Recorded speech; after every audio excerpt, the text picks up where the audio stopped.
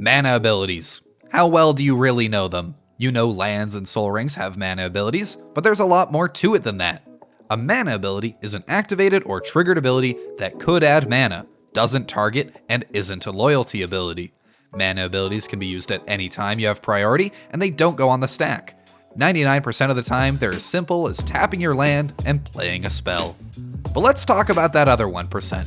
Mana abilities don't go on the stack, which means there's all kinds of fun things you can do without even giving up priority, like gaining life without getting skullcracked, or responding to spells with split second, or drawing a card.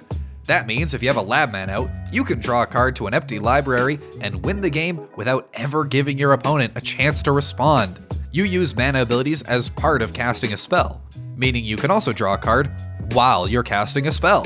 You can draw a card while you're casting this spell. You can draw a card while you're casting this spell while you're searching your library.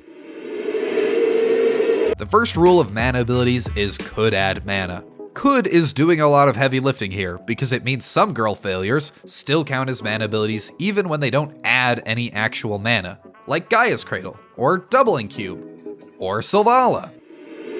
Moonsilver Key can find artifacts with mana abilities. Did you know you can use it to find Forsaken Monument?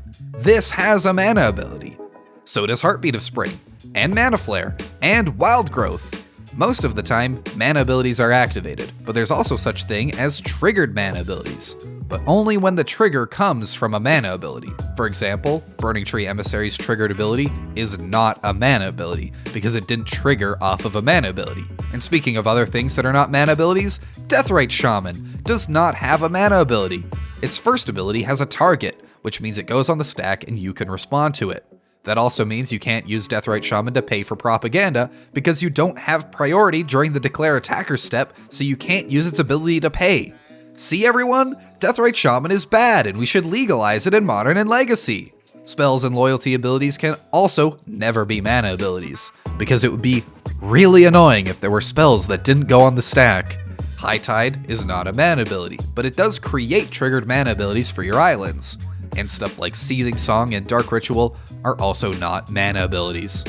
Hey, wait a second, I thought we just said spells couldn't be mana abilities. Well, mana sources were a completely different thing that were not around for very long.